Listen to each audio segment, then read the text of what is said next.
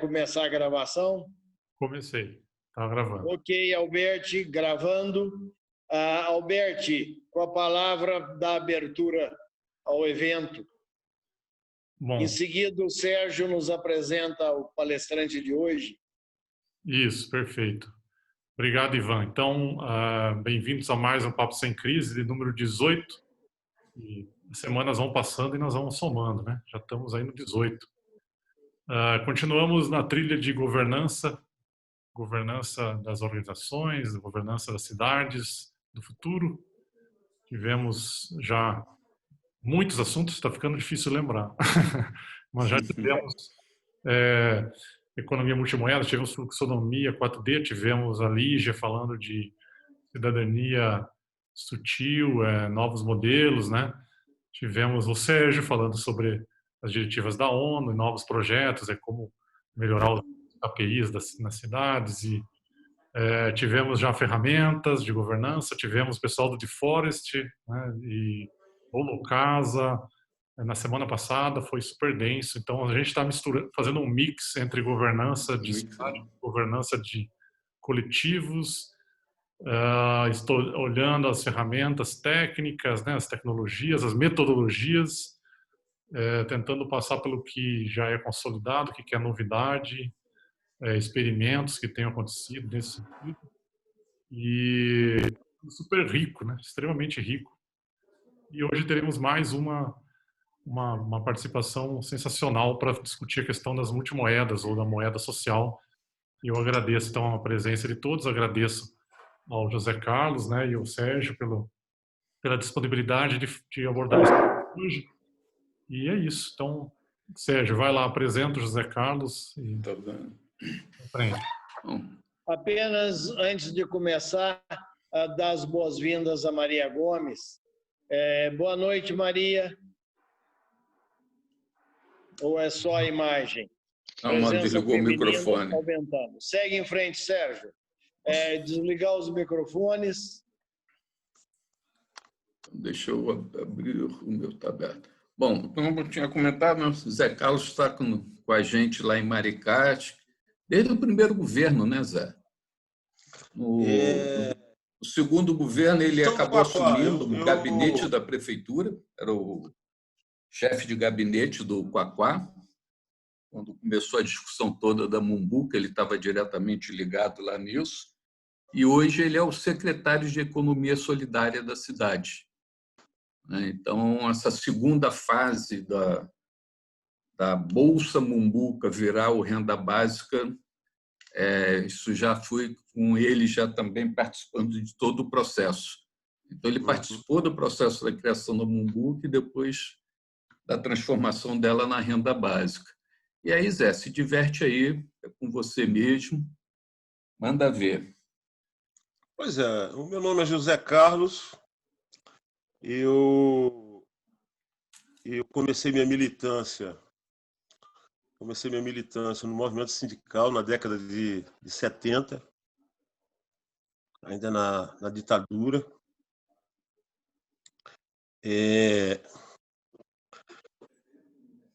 Tivemos uma vitória no Sindicato dos Metalúrgicos do Rio em 87. Filiamos o sindicato à CUT, a Central Única dos Trabalhadores, e fiquei 2 mandatos no sindicato. Depois saí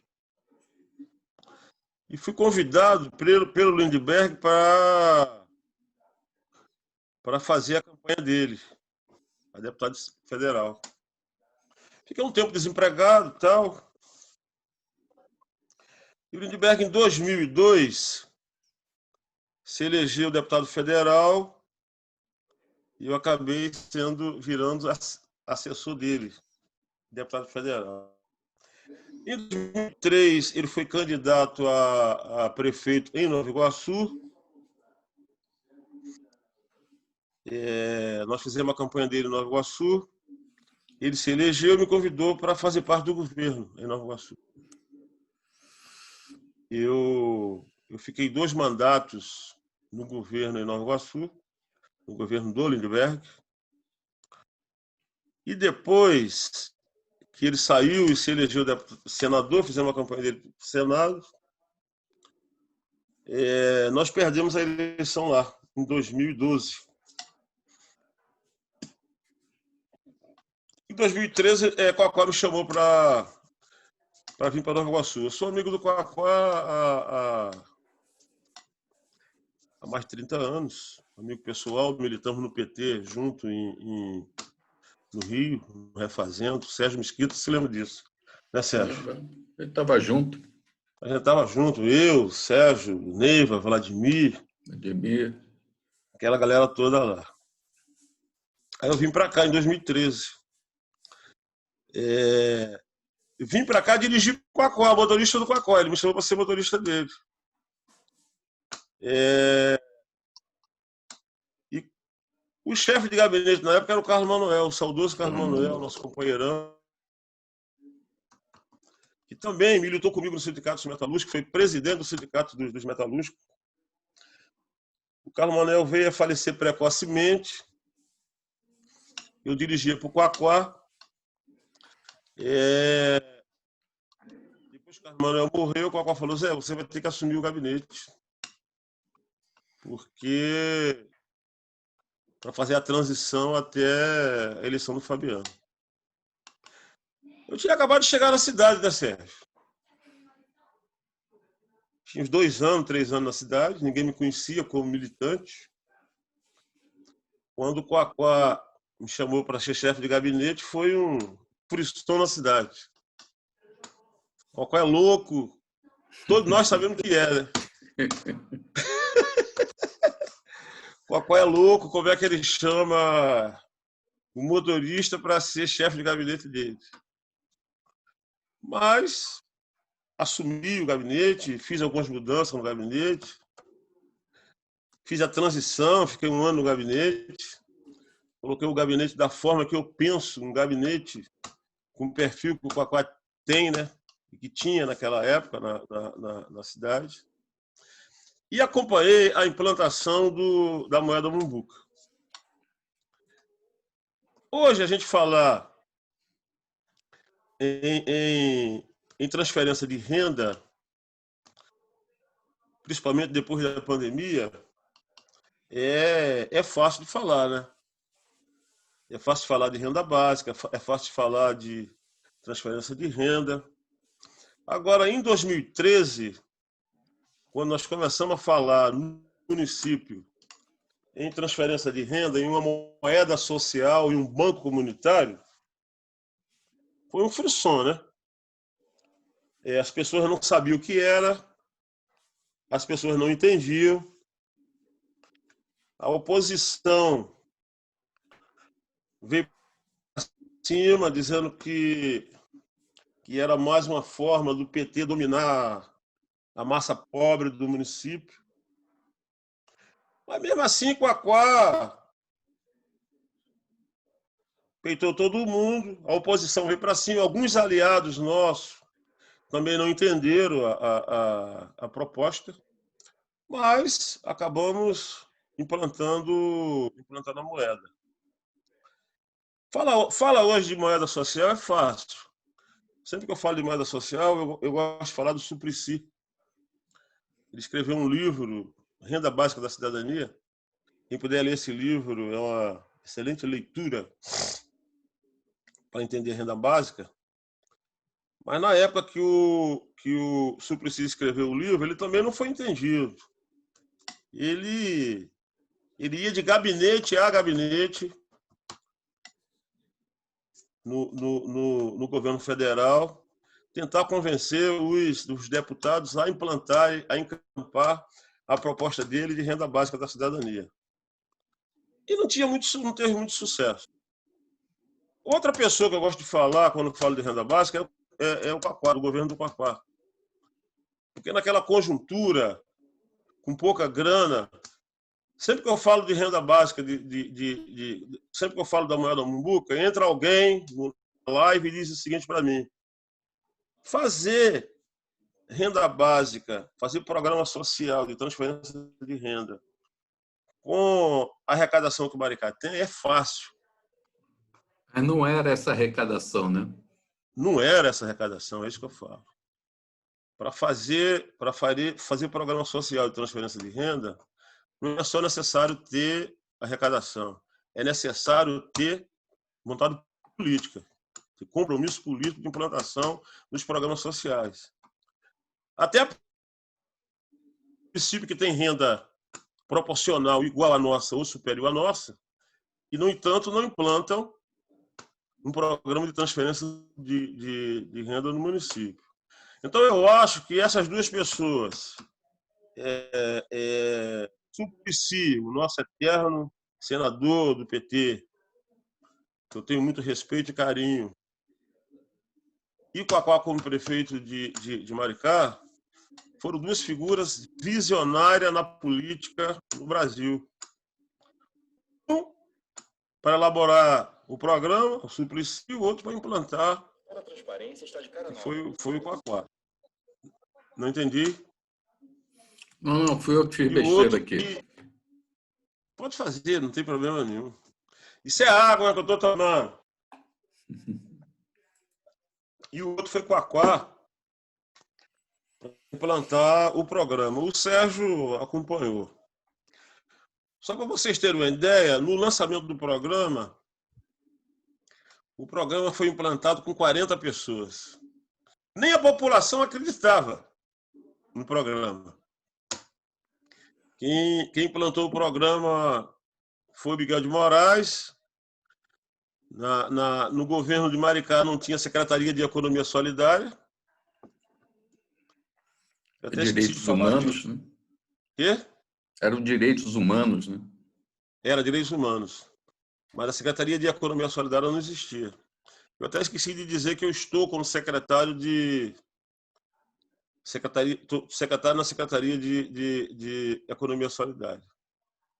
O Quaquá criou a secretaria e a população começou a entender o programa e começou a aderir. Em seguida, nós fundamos o banco, né? O Banco Mumbuca. Quando eu falo de moeda da Mumbuca, para quem não conhece Maricá, Mumbuca é um bairro da cidade de Maricá, um bairro de classe média no município, que o rio corta esse bairro. O nome do rio é Mumbuca. E o Quaquá morou muitos anos nesse bairro.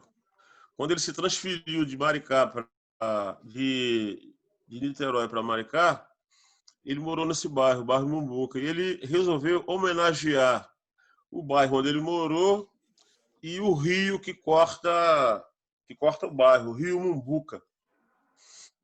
Eu falei isso para o Suplicy na última live que eu fiz com ele, aí ele falou: próxima vez que eu for aí, vou dar um mergulho nesse rio. O Sérgio Mesquita conhece esse rio agora, não conhece, Sérgio? Conheço. Eu mergulhei nele. Hoje eu não Sim. mergulho, não, mas eu já mergulhei nele. Eu falei com eles, senador, esse rio hoje está um pouco poluído. Não... De repente, lá no aeroporto dá para mergulhar, não dá, Sérgio? Não, melhor lá para cima, lá para o Silvado, aí dá para mergulhar. Pois é, mas Ele o desemboca no Suplicy... aeroporto, né? Pois é, o Suplicy, a última vez que eu tive com ele disse que quando vem aqui em Maricá, quer dar um mergulho nesse rio. Eu vou te procurar, Sérgio, que você conhece muito bem o município, um ponto do rio onde ele possa mergulhar para homenagear o programa e homenagear a moeda. Perfeito. Mas hoje, falando da renda básica hoje no município, hoje a renda básica, o programa Mumbuca cresceu no município. Hoje nós temos 42 mil beneficiários. Tem um cálculo de um economista que faz estudos aqui em Maricá. Ele fez um cálculo do impacto econômico desse programa. É 10% da massa salarial do município. e a influência econômica que esse programa teve. Porque a moeda Mumbuca ela circula no município de Maricá. Então, qual é o objetivo? Qual era o objetivo nosso? Primeiro, beneficiar as famílias pobres do município, que tivessem renda igual ou inferior a 3 salários mínimos. E segundo, desenvolver o comércio local. Os comerciantes, no início do programa, também torciam o nariz para não aceitar a moeda. Mas hoje tem 3.600 comerciantes cadastrados no município que aceitam a moeda Mumbuca, farmácia, supermercado, peixaria, pequenos e grande comércio. A moeda hoje circula em todos os bairros, a moeda Mumbuca hoje circula em todos os bairros do município. Então, qual é o nosso objetivo hoje? Qual é o nosso objetivo hoje? É transformar o programa de renda básica num programa universal de renda que atinja todos os habitantes da cidade de Maricá, independente de sua renda salarial ou da sua renda individual. É isso, pessoal. Estou aí aberto para perguntas. Vê que ele é bem sucinto, bem direto, né? Eu comentei quando eu falei, Zé, que a Associação Comercial, por exemplo, soltou uma nota no jornal dizendo que era palhaçada. Que era compra de voto, né? Que Quaquá era um palhaço e coisa e tal. Papapá. E hoje a Associação Comercial é super parceira da gente em tudo. Os caras mudaram completamente. Inclusive no programa, pois é. Inclusive para tudo. São parceiros mesmo. Aliados na política nossa, no município, foram contra, né? No início. É. E hoje são aliados. Mas a política tem isso. Senhores, enxergar na frente é para poucos, né? Valéria, liga o microfone. Liga o microfone. Como é que funciona? Eu queria entender exatamente como é que é o funcionamento da moeda. O cidadão se cadastra em algum programa e recebe um número X de moeda que é lastreado no real, é isso? A moeda é digital, ela tem um cartão de débito. Tem um cartão digital de débito que o beneficiário, ao se inscrever no programa, ele recebe esse cartão. Então, quais são as condicionalidades para o beneficiário se inscrever no cartão? Se inscrever no programa. Ele tem que ter uma renda igual ou inferior a 3 salários mínimos, renda familiar. Ele tem que morar no município por no mínimo 3 anos. E ele tem que estar inscrito no NIS do governo federal. Ele se inscreve no programa. Se ele for admitido no programa, mensalmente, a Secretaria de Economia Solidária manda a listagem dos beneficiários para o governo empenha o total do benefício, que hoje é em torno de 6 milhões de reais. Depois de aprovado, esse total de 6 milhões de Mumbuca, que é igual a 6 milhões de reais, é depositado no Banco Mumbuca, e o Banco Mumbuca credita o valor individual no cartão magnético do beneficiário. E o beneficiário pode usar esse cartão magnético em todo o comércio local. A moeda só tem validade para circular no município.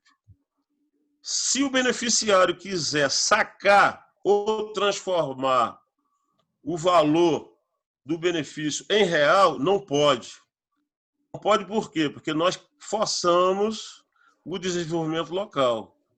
Ele é obrigado a utilizar a moeda Mumbuca no município. Entendi. Agora, por exemplo, Valéria, Entendi. eu não sou do programa, mas eu posso ter uma conta no Banco Mumbuca. e depositar real, virar Mumbuca e eu usar o cartão Mumbuca. Se eu quiser depois reconverter o Mumbuca para real, aí eu posso. Esse dinheiro que está lá é meu, eu não sou do programa. Quem está cadastrado no programa só pode usar. Recentemente, agora no Natal, a prefeitura deu um bônus para todos os funcionários da prefeitura em Mumbuca, fora o 13º, ele deu um bônus em Mumbuca. Esse bônus foi uma conta especial aberta, você só poderia usar ele em débito, não poderia transformar ele em real também. Era para ser gasto exatamente dentro do município. Aí, temporariamente, eu fiquei com 2 contas. A que eu abri, que é minha, e que a prefeitura me deu o abono. Acabou, zerou aquela conta, a conta zera. Ela soma. Entendi.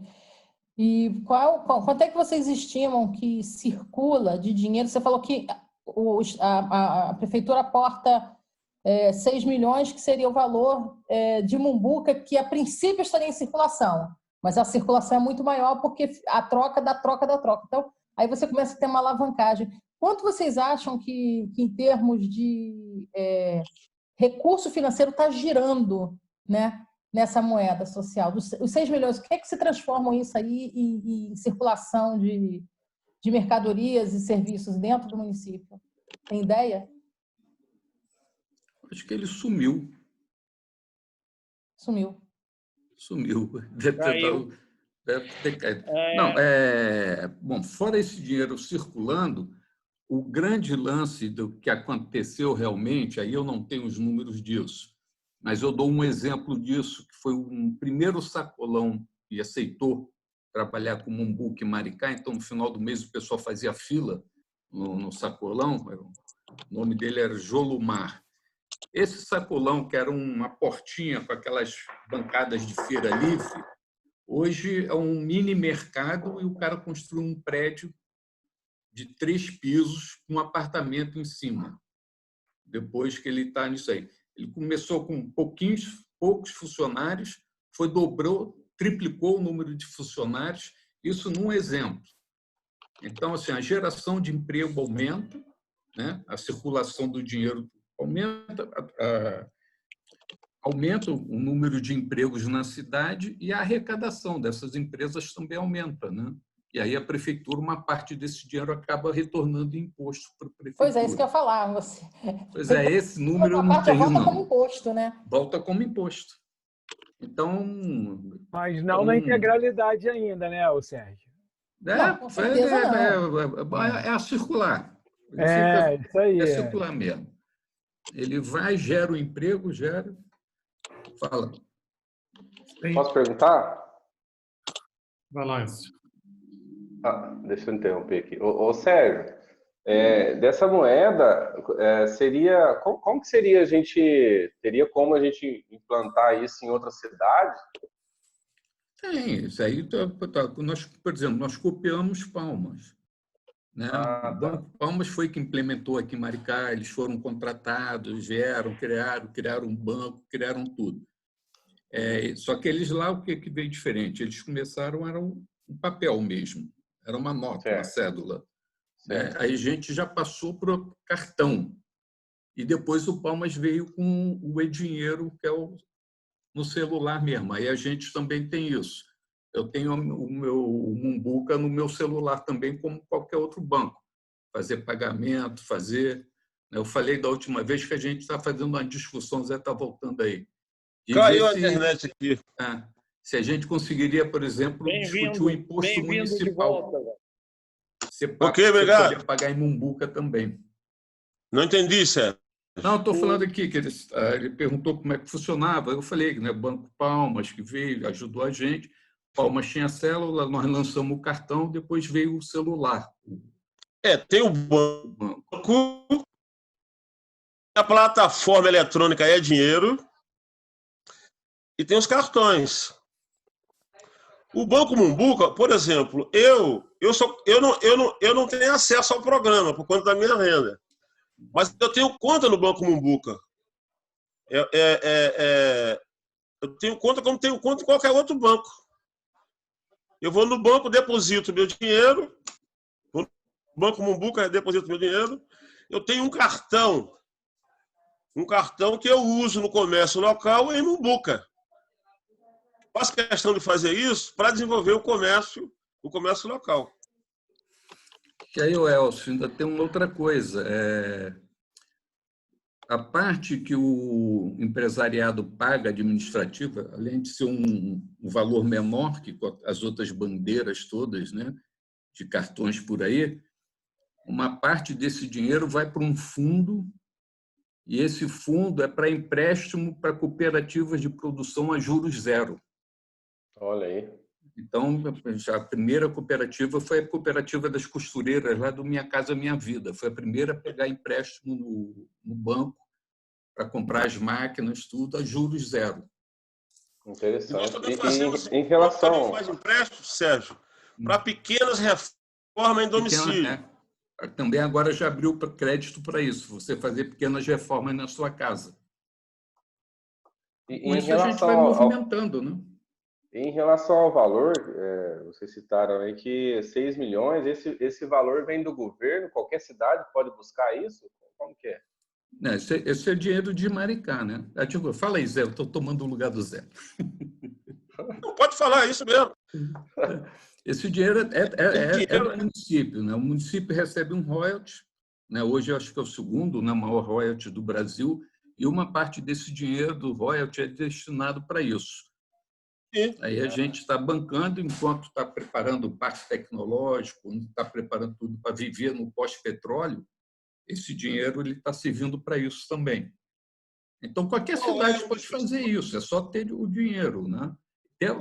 Antes de ter o dinheiro, tem que ter atividade política, né? Sérgio? Sim. Qual é um dos principais pilares da renda básica?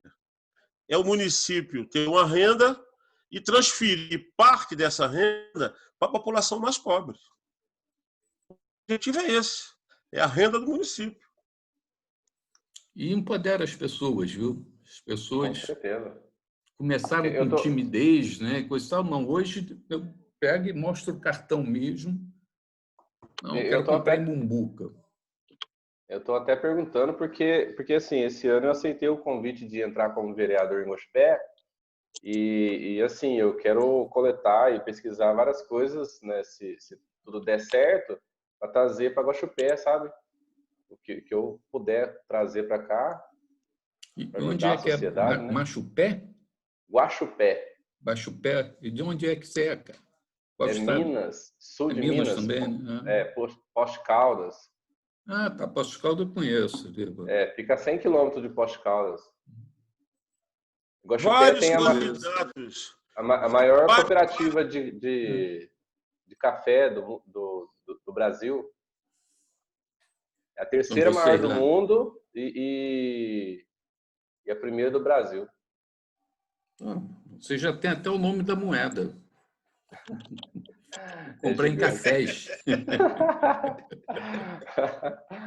Eu achei a ideia muito interessante. Eu vou pesquisar aqui. Não, e qualquer coisa procura o Zé, me procura que a gente passa. Vem fazer uma visita várias pessoas, aqui. Né? Várias pessoas, vários candidatos, vários prefeitos visitam a secretaria interessado em se apropriar do programa para replicar nas cidades onde administra. A delegação da Nicarágua, né? Vem um pessoal da Nicarágua conhecer o projeto em Maricá também. Sim. Delegação do Chile, Nicarágua, Buenos Aires. Show. Eu fui um encontro internacional em Rosário de economia solidária. Em seguida veio uma delegação de Rosário para Maricá para se apropriar dos eixos centrais do programa para tentar replicar o programa em Rosário. Olha aí. Que legal. Bacana isso tudo. Também acho. Parece que o programa pode se expandir para muita cidade. Pode. Mesmo que não tenha dinheiro, o Palmas começou sem dinheiro. Palmas era uma comunidade pobre que começou pequenininho, circulando entre eles e virou Esse Uma banco favela, dele uma hoje. comunidade, né? Aí nós começamos com um pouco mais de dinheiro que o Palmos, e hoje tem uma renda tranquila que banco. Hoje está dobrado, né? Nesse período de pandemia, o valor foi para R$300, né? Sim, sim. O benefício. O valor foi para R$300 e o prefeito, esse mês, prolongou por mais 3 meses. Exato. São 3 meses da 300 e tem mais 3 pela frente. Fora Mais os outros programas todos que são em Mumbuca também, de garantia do emprego, empréstimo para as empresas nesse período, garantia do salário para a empresa que não demitir, a prefeitura está ajudando a pagar salário, tudo no Mumbuca. Tudo em moeda Mumbuca. E aí esse dinheiro todo fica no comércio de Maricá, né? Fica no comércio local. Ô José, Parabéns mesmo. queria primeiro parabenizar aí esse trabalho que vocês estão fazendo. A gente tem acompanhado aí muito através do Sérgio, né? E eu e o Sérgio, a gente tem feito o dever de casa também, temos estudado muito aí junto a outras comunidades. E eu vi essa live que você falou lá, que vocês falaram lá do Banco Palmas, foi muito legal, né? Eu consegui pegar lá a parte que você estava falando. Mas o que eu acredito que seja o grande infraestrutura, né, que acho que o Sérgio também já comentou com a gente, é a questão do alinhamento político e do plano de governo que vocês fizeram e a amarração disso com a parte de legislação para que isso se tornasse autossustentável, independente de qualquer contexto. E aí, eu queria que você falasse um pouco mais a respeito dessa parte, que acho que é a parte que a gente pouco teve aprofundamento e que eu acho que é uma parte que é fundamental nesse contexto para poder trazer o desenvolvimento do Mumbuca aí com vocês. Se você pudesse falar um pouquinho mais a respeito disso aí, seria legal. Tem muita gente que pergunta o seguinte, quando o governo não puder mais financiar o programa, como é que vocês vão fazer? O governo de Maricá ele criou um fundo soberano. Toda arrecadação em royalty do município, 3% da arrecadação vai para esse fundo. E esse fundo, no futuro, que nós sabemos que o petróleo é finito. Esse fundo vai ficar para a posteridade. Quando o royalty acabar, esse fundo vai subsidiar os programas sociais do município. E, em paralelo a isso, o Jorge, por exemplo, nós estamos desenvolvendo o parque tecnológico. Então, já tem uma série de empresas vindo para cá, né, como a própria Leonardo, que eu citei, que vai fazer o teleporto, mas ela vai também trazer as oficinas delas de helicópteros para cá e montar um centro de pesquisa aeroespacial em Maricá.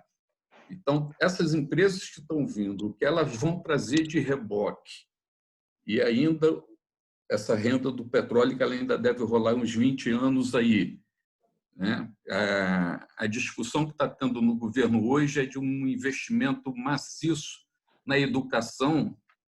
A gente tem reformado todas as escolas, construído mais escolas, tá? Estamos inaugurando hoje um centro de educação popular transformadora, vai inaugurar amanhã, desculpa, um centro de educação popular transformadora. Tem uma outra centro desse sendo construído em outro bairro, em Maricá e Itaipuaçu, mas uniforme para as crianças, tudo. Mas o investimento ano que vem, que a gente já está fazendo essa discussão mais pesada, vai ser mais em conteúdo da educação também, já preparando a criançada e os estudantes de Maricá para essa nova Maricá que vai começar a surgir e vai exigir mais qualificação do trabalhador, né?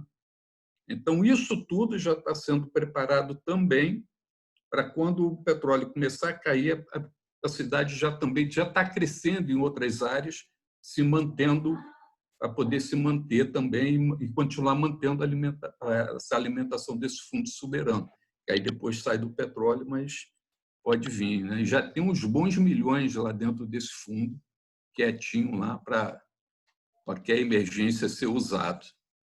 Então, a gente está pensando Isso complementa o que o Elcio perguntou, né? Que o Elcio está colocando, que, na verdade, isso se autossustenta por essas iniciativas que você vai fazendo, né? Independente do dinheiro que você tem. Desde que você pegue uma parte desse dinheiro e já trabalhe com isso.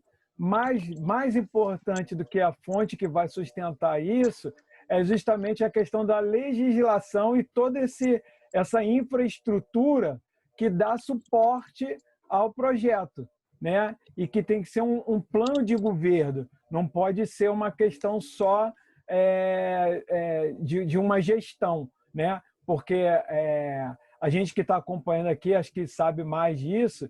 Por exemplo, isso é resultado de 12 anos de trabalho que vocês estão fazendo, né? Então, não foi um negócio que foi ontem, né? Então, foi a aceitação, foi a divulgação junto aos comerciantes, a aderência deles, aí legislação, aí esse fundo, né? E na próxima gestão, vamos quiçá, se já acabasse o negócio do royalties, vocês já tinham condições de poder fazer isso sozinho, né? Porque já tem toda uma cultura disso aí. Acho que isso que é legal de ficar registrado, né? Pena que o Zé caiu de novo, ele está com problema lá. Ele está num sítio afastado do centro, então vai ser Isso sempre... aí não é a cachaça que ele falou que bebeu, não? Ele ainda aguenta mais um pouquinho. Ele ainda aguenta mais um pouquinho. Eu vou querer beber dessa também. Acho que tem a Mariana aí, que é uma Valéria pedindo a palavra. Também queria perguntar aí. Pode falar, Valéria. O Antônio, o Alberto também está querendo falar, está com uma voz de ancião. Olha, Alberto, eu deixo você ver na frente. Valéria, então. depois de você, o Alberto. Não pode ir. Pergunta rápida. Vocês já têm algum estudo para desenvolver uma criptomoeda do Mumbuca? Por que eu falo isso? Para poder ser rastreável, saber exatamente aonde está indo o recurso. Porque quando você cria criptomoeda, você consegue, é como se fosse um dinheiro carimbado cada vez que você usa. Todo o balanço contábil daquela específica moeda fica todo registrado. E aí possibilitaria o município de saber exatamente aonde está sendo empregado esse recurso e por quantas mãos essa moeda passou, até para ter uma projeção de possíveis alavancagens futuras. Então, vocês já pensaram em fazer isso em algum momento? Ou já fizeram, de repente até fez? Não, hoje o próprio banco ele já te dá uma ideia de toda essa movimentação. Da onde foi, para onde foi, essas informações você já tem isso lá. Não nem usar até por questão de tem lá, você não invadir, né, a privacidade de você, mas essas informações estão lá. Agora, eu não estou fazendo esses cursos de moeda aí junto com o Jorge, não é de graça, não. Essa discussão não começou no governo, mas o pessoal sabe que eu já estou preparando isso para levar para o governo. Na boca pequena, essa conversa rola. Tanto que eu estou fazendo o curso hoje, até junto com o Jorge, com o pessoal lá da Renata, criamos lá a Fluxo, né? A moeda Fluxo. E começou o curso, né? Acabei trabalhando. Tem quantas aulas já? Já teve 3 domingos, né? Foram 3 domingos já.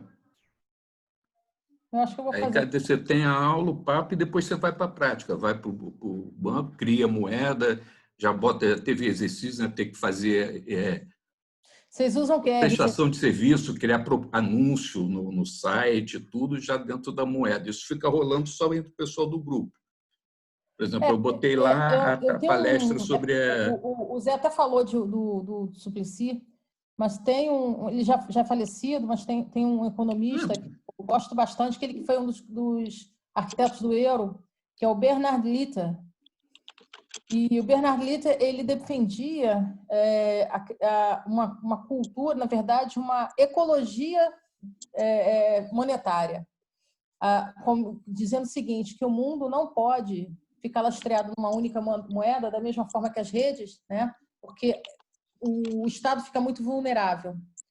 Quando você cria várias moedas sociais, você reduz essa vulnerabilidade do Estado, porque você tem várias moedas circulando e criando ecossistemas, fazendo parte de todo um ecossistema, é claro, e lastreado nas divisas daquele Estado. Valéria, não precisa nem criar isso. Os bancos comunitários, mesmo com as moedas oficiais, eles já permitem isso, né? Tanto que eu até comentei outra vez, se eu não me engano, a Alemanha tem uns 700 bancos comunitários. Bancos menores, não são bancos grandões, que eles atuam no local em que as agências estão. Eles são, a Polônia tem uns 500. Foram os 2 países que menos sentiram o impacto de 2008. O banco grandão lá, o alemão, o Deutschland, alguma coisa, ele não movimenta 10% dos marcos na Alemanha. 90% dos marcos são nesses pequenos bancos que não estavam na ciranda financeira. Então, por isso a Merkel conseguiu segurar um pouquinho o lance da crise lá. E a Polônia também. Ninguém ouviu falar de Polônia em crise, né? A do euro estava ali na frente, mas os próprios bancos pequenos atuando, isso já faz, né? Aí você vê uma Alemanha com 700 bancos, o Brasil tem o quê? 4 grandes bancos, o resto nem. E todos eles são financeiros, trabalham na ciranda financeira. E um território muito maior, né? Eles têm um território muito menor, com maior presença de banco, né? Os únicos o único banco que não foi privatizado na Finlândia, estatizado na Finlândia, na crise de 2008, eram de 2 mulheres. Todos os bancos lá foram estatizados. Eles fizeram uma nova constituição estatizada e prenderam todos os diretores de banco. As 2 mulheres mantiveram o único banco privado que tem lá, porque elas não trabalhavam também a ciranda financeira, elas trabalhavam investimento na comunidade local. Era um banco normal, não era um banco de apostar em papel. Então, isso já faz uma diferença. Agora, se você faz isso com moedas locais, potencializa, né? Aí você consegue potencializar esse processo. E o impacto é maior. E aí entra a visão da fluxonomia, né? Que aí você usa... É um conjunto de coisas, né? Não é uma coisa só, é a integração de várias coisas. Agora, sábado, eu vou encarar o O2. Sábado inteiro, Tamo lá lá. só de O2. Vamos lá. Pessoal, tem 2 perguntas da Mariana, que ela fez antes que eu até. Acho que já podíamos pedir aí para ela, se ela consegue falar, ou senão eu posso ler também aqui, tá no chat. Ela botou no chat? Eu posso falar, eu escrevi porque estava todo mundo falando, aí eu achei melhor escrever. Então vai lá que é melhor falando do que lendo. Oi, gente, boa noite. Boa noite. Eu sou nova aí no estudo de moedas sociais complementares, eu estou no curso aí com os meninos também, com o Sérgio, com o Jorge. E eu tenho 2 dúvidas. O Sérgio, né, eu acho, deu o exemplo do comerciante, né, que tinha um mercadinho, aí ele construiu um prédio, aumentou, contratou mais pessoas e tal, e foi crescendo. Eu entendo que existe um movimento, né, da moeda entre as pessoas que oferecem diversos serviços, e aí essa moeda vai girando, não necessariamente de ida e volta só. Mas aí como é que esse comerciante, se ele acaba recebendo muito mais em Mumbuca do que em reais, como é que ele consegue crescer, pagar os colaboradores e construir, pagar fornecedores, né? Porque no caso a maioria dos fornecedores provavelmente recebam só em reais, não sei se são produtores locais, e seria mais ou menos isso, né? Como é que circularia para ele? E depois eu tenho uma outra pergunta também, que não sei se você quer que eu fale agora, porque não tem nada de relacionado com isso. Você quer responder primeiro? Se você quiser falar agora, fala. Se eu esquecer, eu vou pedir para você lembrar. Não tem problema, não. Tá. A segunda seria, como é que isso beneficia, como é que a moeda social, no caso da Mumbuca, que é bem ampla, né, na cidade, beneficiaria o turismo? Perfeito. Bom, a primeira pergunta, como é que é? Pois é. Primeira pergunta, eu vou complementar a sua pergunta. Como é que ele paga os impostos? Ele não paga os impostos, ele tem que pagar em real, né? Os funcionários dele, ele vai pagar em real também. Ele faz a conversão. E aí, nessa conversão, o comerciante ele paga uma taxa muito pequena também, que vai para o fundo para alimentar os empréstimos a juros zeros. Mas você pode fazer essa conversão. Aí você recebe em Mumbuca, troca por real e vai. Por isso que a gente está discutindo agora, pelo menos os impostos municipais, uma maneira de poderem ser pagos em Mumbuca também. O estadual e o federal aí já é diferente, mas o municipal a gente está fazendo a discussão para ver que isso pode ser pago também, como os próprios salários dos funcionários da prefeitura serem pagos em Mumbuca também mais para frente. O abono natalino foi um ensaio já para fazer isso. Então, essa coisa assim está sendo investida, está sendo pensada nisso aí. Tem as questões legais que você tem que tratar, né? E o comerciante pode fazer a conversão, como eu, na minha conta, posso fazer também a conversão, né? Quem não pode fazer a conversão, tem que usar o dinheiro em Mumbuca, é quem é o beneficiário do programa. Agora, eu tenho conta em Mumbuca, eu pego o meu real, faço um depósito em real na conta, convertido para o Mumbuca, e eu pago em Mumbuca as coisas, para poder alimentar o fundo. Né? Uma decisão política minha para poder alimentar esse fundo também. Então, uma parte do meu salário eu boto no banco, e o que eu puder pagar em Mumbuca, eu pago em Mumbuca. O que não puder ser em real, aí eu pago em real.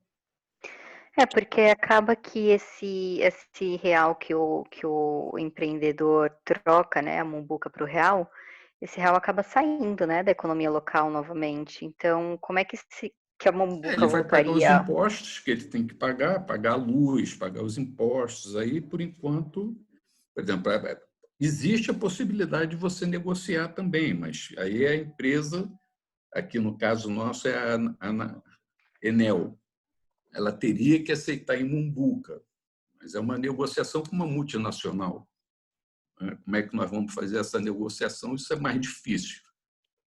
Mas as possibilidades existem, a vontade política existe. A dificuldade mesmo vai sendo as pessoas aceitarem, né? Principalmente o Enel, o pessoal de telefonia. Como é que eles vão fazer isso? Como é que eles vão mexer no sistema deles, né, que atende todas as cidades, mexer para atender Maricá? É tudo negociação, né? Ok, Alberti, suas perguntas estão aí no chat.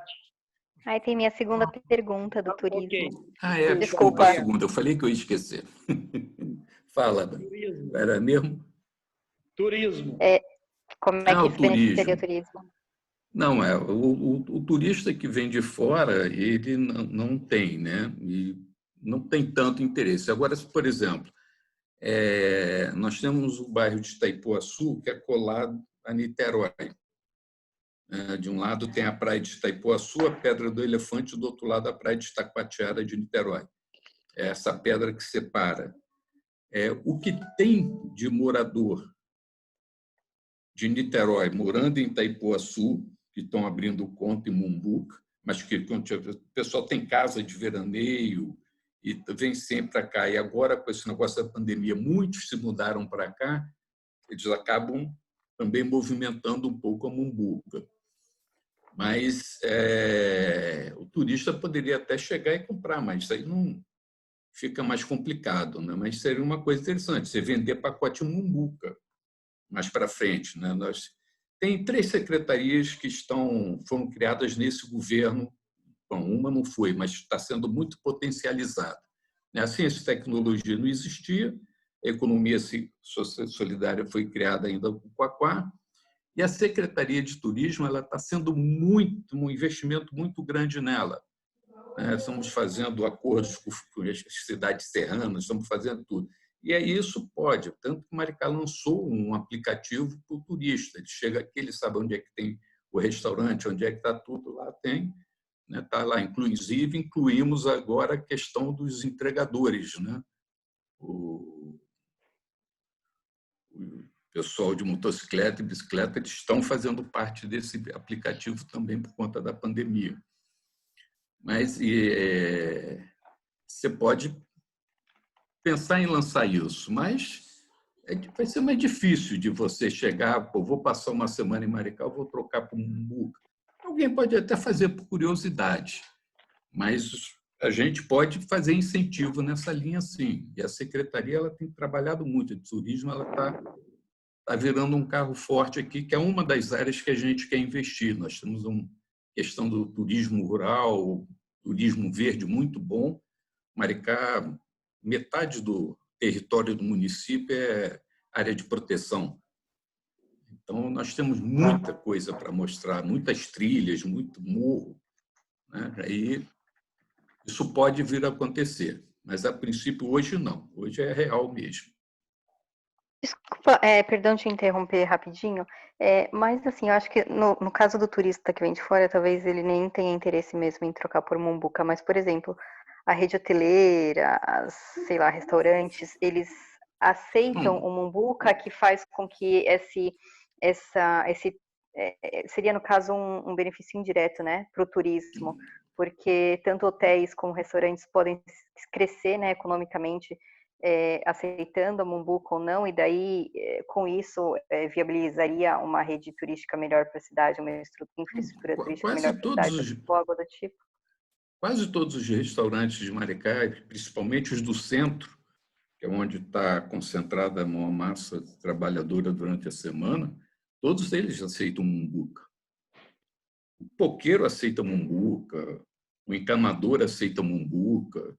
Então, a coisa cresceu muito.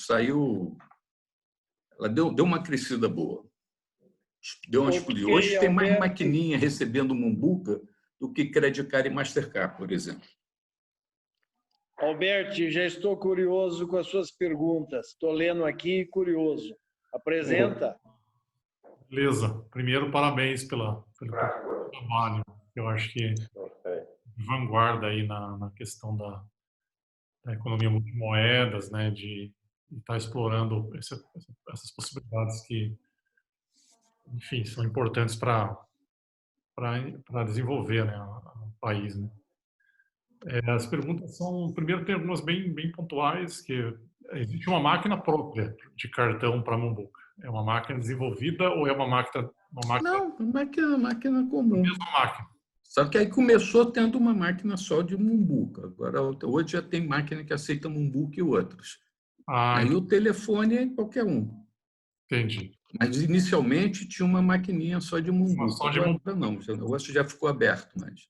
implantada nas máquinas o pagamento em Mumbuca ia para uma outra rede. Aí tem supermercado que tem os caixas separados que aceitam só Mumbuca, que aí você pode pagar pelo celular ou pelo cartão, né? Quem tem um cartão, paga no cartão, você com o celular paga também.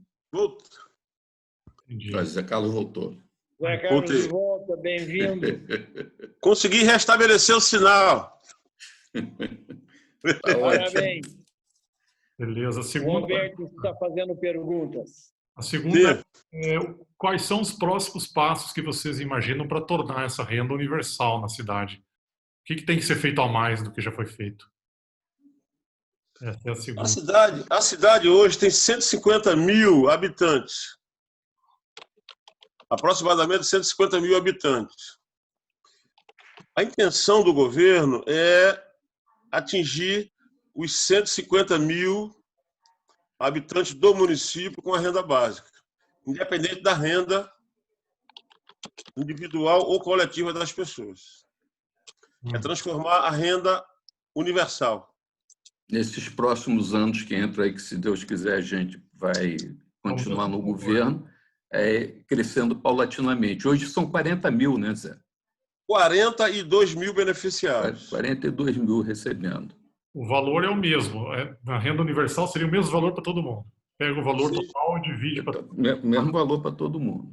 130 Mumbucas por pessoa no domicílio, que equivale a R$ 130.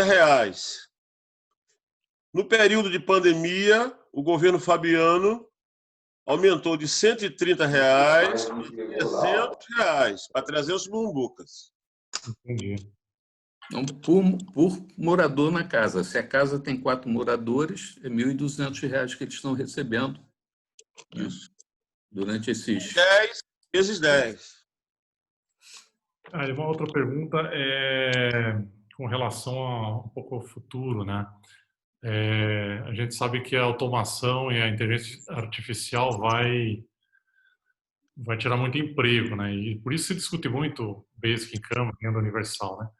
Como que poderia, por exemplo, aumentar esse valor do fundo, né? De onde entram os depósitos para viabilizar a renda universal?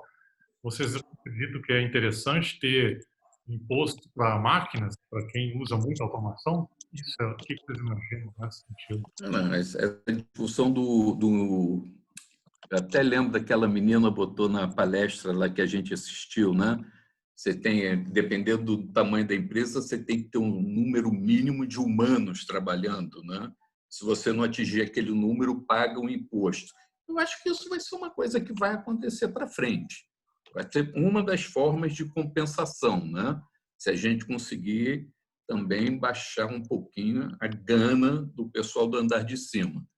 Mas isso é uma das situações, porque senão vai ser um caos geral, é violência, aí vai ter que ser que nem filme de futuro mesmo, que é pessoal armado na rua, a guarda pretoriana, Mad e a Max, população...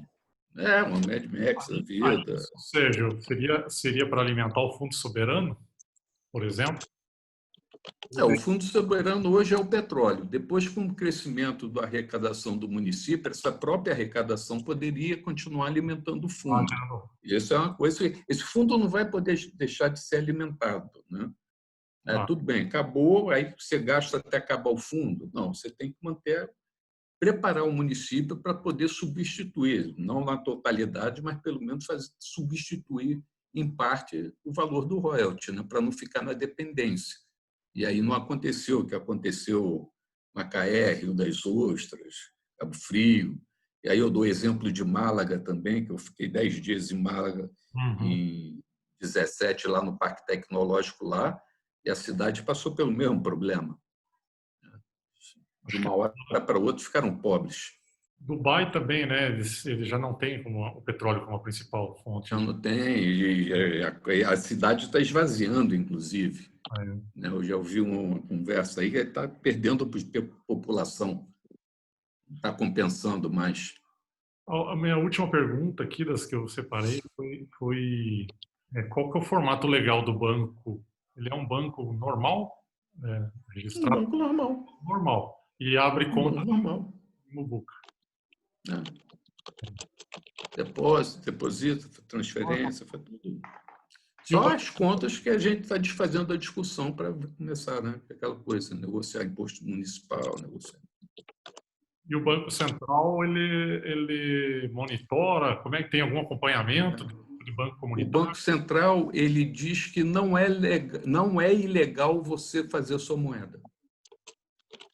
Ele não diz que é ilegal, mas não diz que também é ilegal. Ele fala, não é ilegal fazer a moeda. Então, aí você faz. Essa discussão eu aprendi no curso lá com a Renata, né? Eles falaram isso lá.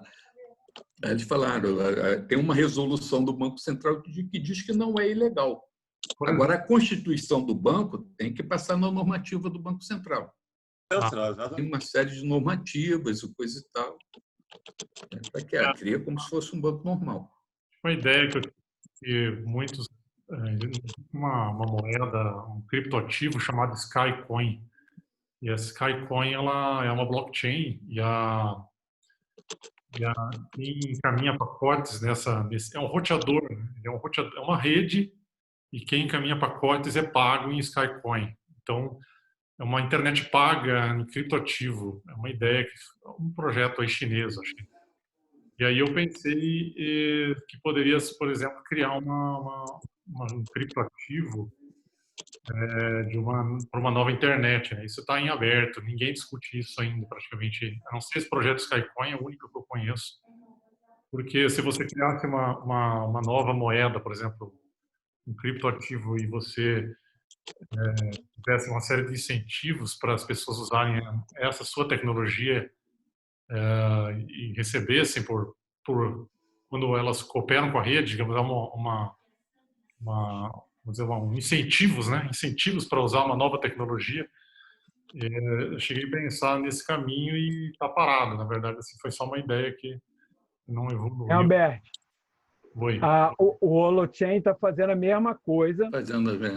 Eles estão fazendo a mesma coisa. Só que o que eles fazem? Eles não disseram para quê, mas a intenção é mais ou menos por aí, né? Eles favorecem que você faça uma caixinha e quem tem essa caixinha vai ganhando, como se estivesse fragmentando a mineração, entendeu?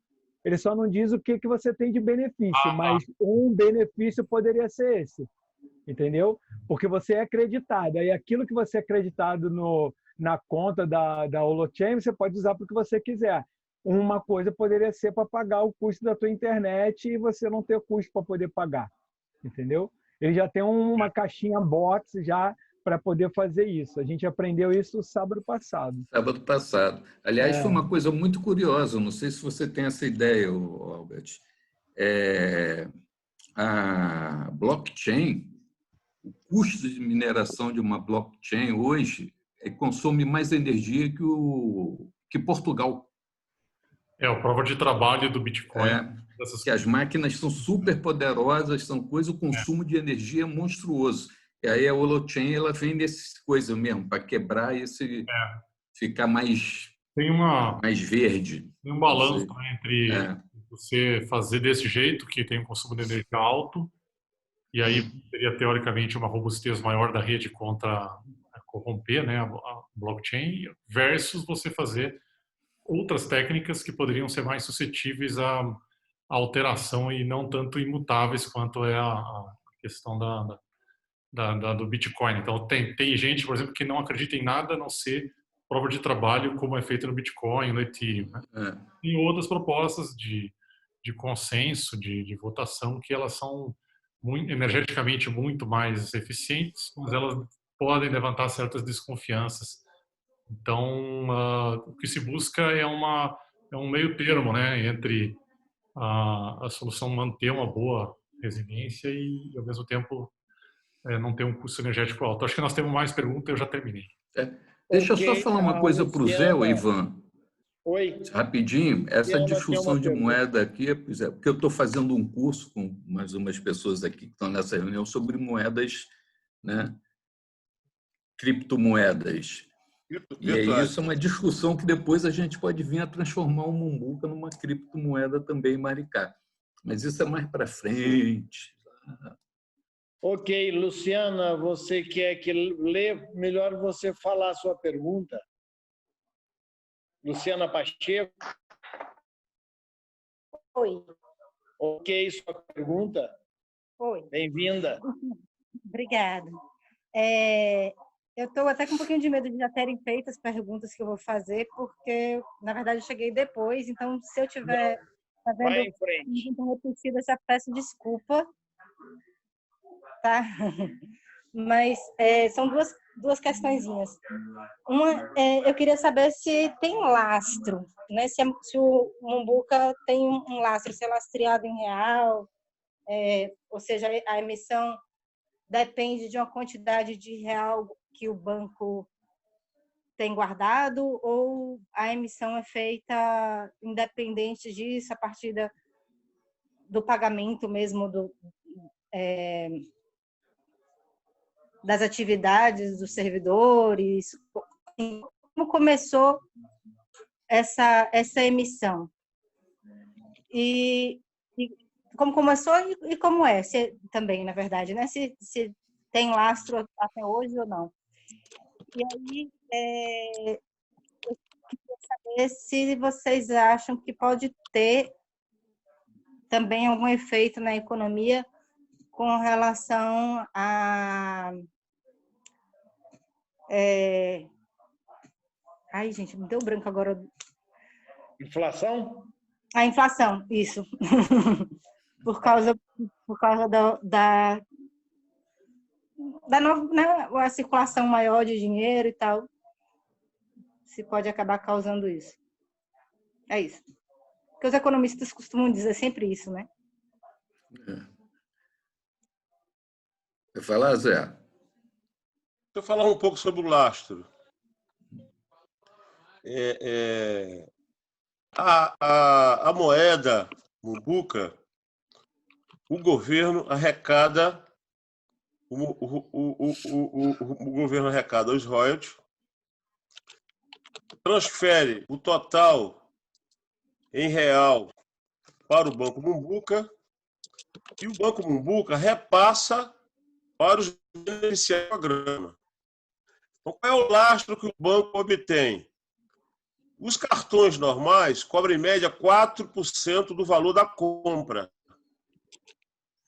O Banco Mumbuca cobra 2% a cada compra que o beneficiário faz no comércio local. Então, esses 2% é arrecadado por lastro do Banco Mumbuca. E outra coisa, a transferência é online. É online. Quando você compra, faz débito numa compra, a empresa recebe um dia ou dois depois. No Mumbuca, a transferência é online. Na mesma hora está na conta do estabelecimento lá que fez a venda. Transferência online. Tempo real. Tempo real. E o Banco Mumbuca transforma a moeda Mumbuca em real e deposita no banco que o estabelecimento pré-estabeleceu para o Banco Mumbuca. Imediatamente. Transforma de Mumbuca para real. Senhores, quanto à inflação, minutos. Luciana, no começo, tinha alguns comerciantes que, na semana do pagamento, aumentavam o preço dos produtos. Aí a prefeitura começou a dar em cima, a cobrar, ameaçar tirar, cancelar. Aí a coisa meio que acalmou. E depois, como teve muita gente, passou a aceitar a Mumbuca, aí esse problema ficou diluído, né? Um ou outro pode estar aumentando, mas no começo eram poucos. Então, eles aumentavam o valor, mas não era o processo econômico gerando inflação, era a ganância mesmo ali pura. Mas aí a prefeitura começou a apertar esses comerciantes e aí o pessoal deu uma acalmada. E aí, como hoje são mais de 3 mil máquinas, né, Zé? Você falou no começo, mais de 3 mil estabelecimentos. Aí isso deu uma parada. Se o cara aumenta, o pessoal compra no do lado. Ainda temos 12. À vontade, fala. Pode falar, Zé Carlos. Os estabelecimentos que nós detectamos problema de majoração do preço, primeiro o banco fez uma advertência. E se o estabelecimento continuar com a mesma prática de majoração do preço, o banco descredencia o estabelecimento a receber a moeda social. Ok, senhores, ainda temos 10 minutos de papo moderado, mas me parece que já está bastante livre. Então, fiquem todos à vontade para perguntar e responder, e até para avançarmos o tempo, já que o pinga-fogo já está em vigor. Alguém mais? Mariana, está ok? Luciana, as respostas? Alberti, mais alguma pergunta? Não, já fiz as que eu tinha. Eu só queria considerar, numa fala aí nessa fala por último, Sérgio, que o Alberto falou, que o que ainda ficou, que tem que ser discutido lá, é exatamente essa questão que o Alberto falou, né? Do blockchain com o outro, é exatamente a relação de confiança, né? Porque quando você faz naquele sistema do blockchain, ele é claro, é transparente, mas não é óbvio, não é tão translúcido quanto o blockchain na relação dos contratos de confiança que é feito, né? Depois Perfeito. então Eu acho que, como tudo na vida, né? Eu acho que vai ser uma solução híbrida dessa questão, né? Você vai diminuir a massa de consumo do blockchain de processamento e vai usar igual a gente usa um gateway de borda, né? Então, ele vai fazer uma parte naquilo na borda e ele só vai levar os consolidados para ali.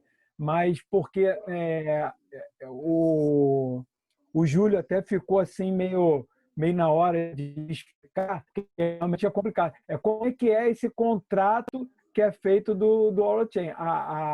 A questão de você fazer aquelas tramitações ali online, ok, mas como é que você garante aquilo ali, né?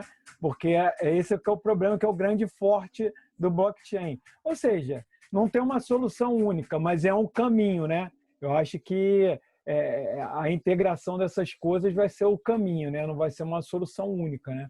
E eu acho que, como ele falou, né? Eu acho que vocês aí em Maricá estão caminhando muito para essa solução, porque vocês estão trazendo em pílulas a questão do mundo real, né, com o que a gente enxerga de futuro, com o que pode ser feito agora no presente, né?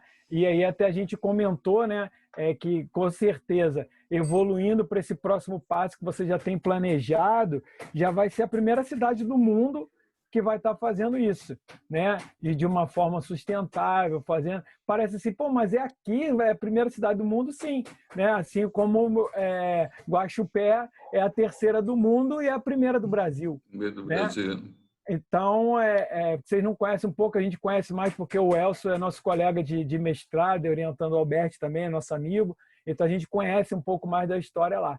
Mas é mais ou menos por aí. E eu acho que vocês estão caminhando exatamente para essa inovação desse contexto, né? Que flui tão bem, né? É porque às vezes as pessoas acham que é só a questão da moeda, e não é um conjunto de fatores que fazem com que isso aconteça, né? Não é só o fato da moeda em si, é uma cultura, né? Porque vem todo fazendo, se autossustentando por si só, né? Porque a própria rede vai dando sustento. E aí a participação da moeda em real vai cada vez ser menor ou o mínimo necessário para manter todo o outro contexto, né? Acho que é muito por aí. Eu queria só comentar isso aí.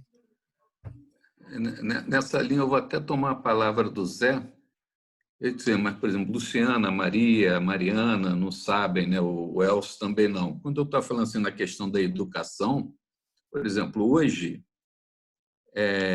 as crianças que os pais permitem, elas passam um processo de aprendizado ao longo do ensino fundamental e médio. Hoje, quem quiser, né? A criança que quiser fazer. Mas a ideia é botar isso no currículo escolar mesmo. Eles passam por um processo de aprendizagem de economia solidária. E aí, quem está fazendo os cursos de economia solidária no contraturno da sua escola recebe mensalmente um valor de 50 mumbucas, a criança recebe, e passando de ano uma caderneta de poupança de 1.000 mumbucas, que no final do ensino médio fica disponibilizado para a criança. Aí já não é mais criança. Ele pode usar para abrir um negócio com os amigos ou aplicar na universidade, na faculdade deles. Mas essa criança ela já vai passar por 7 anos, mais anos, né? Eu não sei como é que está agora isso, tendo noções de economia solidária. De 9 a 12 anos. Chegar mais à frente, ser um empreendedor social e não individual. Então, isso já é um trabalho nessa linha, Jorge, para poder já chegar mais à frente, você já ter uma população mais consciente. Por isso que eu te provoquei, porque às vezes o pessoal acha que é só isso, não é? Tem outras coisas que... Tem muito. E aí você hoje, qual o número de alunos que você tem na tua rede municipal? Hoje está na casa perto de 25 mil, por aí. Então, fundamental. E qual é o total da população de Maricá? Está de 150 a 160, 150 é alguma coisa. Então você já vê quase que 2/5 da população daqui a 9 a 10 anos já vai ter isso entranhado. É nessa matemática que eu queria chegar. É isso aí. Então é Isso muito é um mais trabalho a longo prazo. e aí é muito mais fácil de você sustentar, porque todo mundo já vive isso, né? Ele já traz.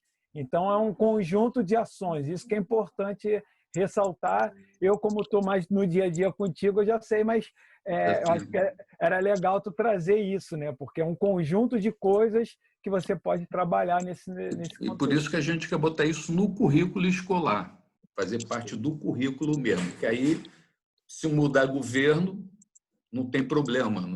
Contraturno tira, bota outra coisa. Não, aí estando dentro do currículo, tá lá. Vai ser mais difícil você tirar do currículo, como está sendo difícil botar, né? Que existe muita reação também.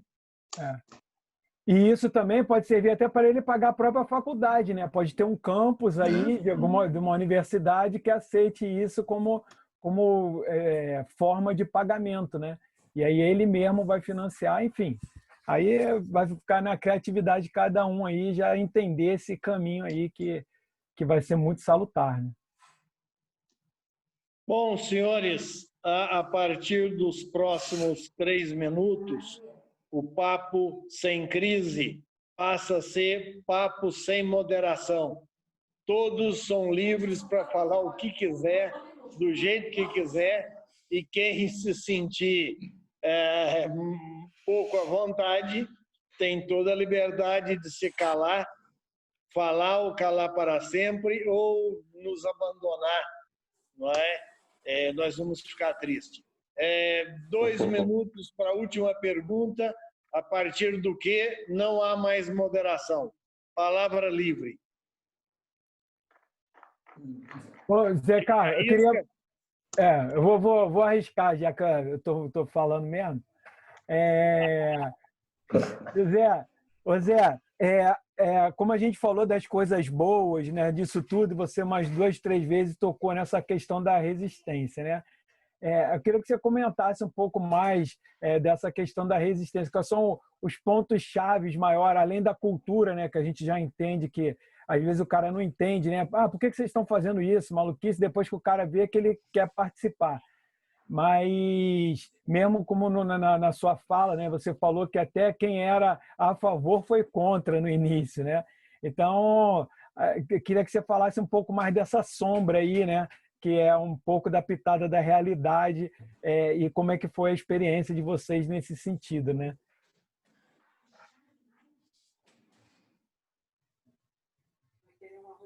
Para mim? Isso. Hoje o programa ele já tem vida própria. Hoje o programa já ultrapassou as fronteiras de Maricá. O programa já ultrapassou as fronteiras do Brasil. O programa já foi referência na BBC de Londres, uma matéria sobre o programa de transferência de renda. Washington Post, né? Washington Post também fez matéria. Sim. Washington Post.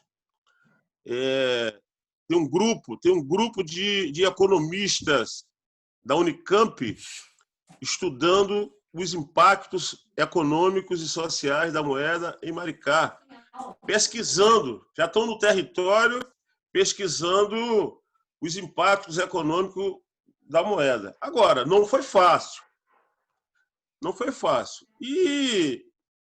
Mas nós conseguimos vencer várias barreiras, tanto barreiras políticas como barreiras econômicas.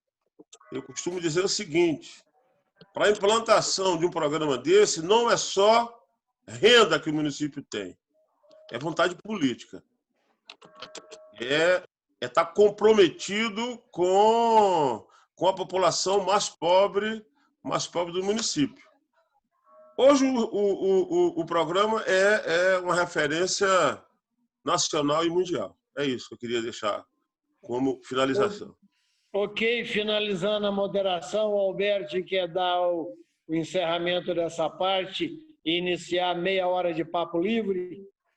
Certo, e agora a gente vai então para passar para outra etapa, né? Mas antes eu queria parabenizar o José Carlos e o Sérgio pela brilhante apresentação e pelas contribuições mesmo dessas ideias, né? Por colocar isso na prática e fazer funcionar. Eu queria só comentar também sobre a questão da blockchain, que foi falado antes, o Jorge chegou a comentar. Tem outras possibilidades que são muito mais eficientes em termos de energia, como a IOTA, que não tem custo de transação, né? É de graça as transações, e tem outras provas de trabalho também, como, por exemplo, você seleciona um certo conjunto de nós para resolver o bloco, não precisa todos estar envolvidos, né? E depois o consenso aí é da maioria, é de todos, né? Mas você seleciona alguns para fechar bloco, não todos os nós. Então isso reduz o gasto energético também. E eu tenho duas perguntas também que eu vou deixar para depois, para a próxima fase agora, mas eu queria principalmente agradecer o compartilhamento, né, desse trabalho todo, né, de anos de trabalho duro aí para chegar nesse ponto, né, e parabenizar de novo pelo pioneirismo dessas ideias da José, José Carlos e Sérgio pelo pioneirismo desse trabalho, que certamente já inspirou e vai continuar inspirando muita gente. Para nós foi super rico aqui ouvir isso que foi apresentado hoje, porque é uma peça importantíssima do quebra-cabeça. A gente foi até um certo ponto, mas hoje nós conseguimos enxergar aí um excelente exemplo de como juntar com o resto que a gente viu. Então, obrigado pela apresentação, pela presença, pelo compartilhamento de ideias aí. E tem uma pergunta que eu já vou fazer então agora, que já passamos para a próxima etapa, que é qual é o futuro, né? E quem quer aprender mais sobre o que foi feito, onde a gente pode ler? Qual que é o futuro de tudo isso que está sendo feito, os próximos passos, e onde a gente pode aprender mais, onde é que a gente poderia ler mais sobre o que já foi feito? Perfeito. Isso aí é uma falha que a gente tem. Eu não sei se a economia solidária está trabalhando isso. A gente tem algumas cartilhas, mas assim, um documento mesmo eu desconheço se tem, né? Mas eu vou essa semana e a outra, eu ainda estou nos meus cursos, que começa agora daqui a 1 minuto, então eu vou me despedir de vocês, mas eu vou, assim, quando o Zé Carlos fala que no começo foi difícil, assim, tudo não foi difícil no começo. O primeiro mandato do Quaquá, a gente assumiu a prefeitura à luz de vela, escolas com água cortada por falta de pagamento. Então, os 2 primeiros anos de governo, jogavam lixo nos nossos carros, jogavam pedra, foi um caos na cidade. Os 2 últimos começaram a melhorar, mas no último ano de governo, Quaquá foi para a reeleição com 4% de aprovação no município. No último ano de governo tinha 4% em janeiro de aprovação. Aí a gente foi ganhar um apertadinho, né? Depois ele foi embora. Aí, tudo acima de 60, de lá para cá, todo ano. Foi assim. Então, a dificuldade já começou ali, né? A gente não tinha nem falado na ideia, mas já tinha isso para resolver. Resolveu-se isso? Não, então vamos com tudo agora, né? Porque Quaquá vai com tudo, né? Aí foi o ônibus tarifa zero, foi moeda munduca, aí passaporte universitário, né? O passaporte universitário. E aí, seja o que Deus quiser, né? Aí é coisa de maluco mesmo, né? Que ele é maluco, né? Vamos fazer, se vira, faz. Você tem que fazer. Sérgio, eu tenho na secretaria todo o arcabouço jurídico do programa. Você tem, Sim. Eu vou passar para você. E eu mando para eles lá.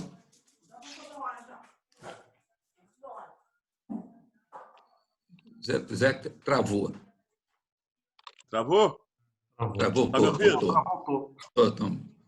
Como eu estava falando, eu tenho na secretaria todo o arcabouço jurídico, as leis que foram mandadas para a Câmara, tudo isso eu tenho na secretaria. As datas de implantação do programa, o quantitativo, quanto cada beneficiário, recebia no início do programa. Eu acho que era R$40, 40 mil. Era 40, passou para 70, depois foi... Depois foi aumentando a renda do município,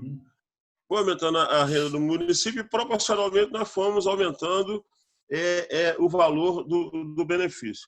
mas eu tenho isso tudo guardado na secretaria. Eu vou mandar imprimir em papel e vou passar para você, Sérgio. Não, se você tiver digital, manda digital, que aí é mais fácil. Eu mando digital para eles. Digital. Vou mandar digitalizar e vou te entregar isso tudo digitalizado para você socializar. Eu quero aproveitar a oportunidade para agradecer o teu convite, Sérgio. É do pessoal aí, eu só fui porta-voz. Pois é, e agradecer o convite. Fiquei honrado com a participação. Eu gosto de falar sobre essa moeda social. Amanhã eu também tenho outro live para falar sobre a moeda social. Depois do advento da pandemia, virou moda a moeda social. Os neoliberais devem estar de cabelo em pé, porque eu acho que é um momento oportuno para a gente disseminar programas de moeda social no Brasil nesse momento. E eu quero agradecer pela participação, foi um prazer e quero me despedir. Até a próxima, estou à disposição de vocês e eu vou sair.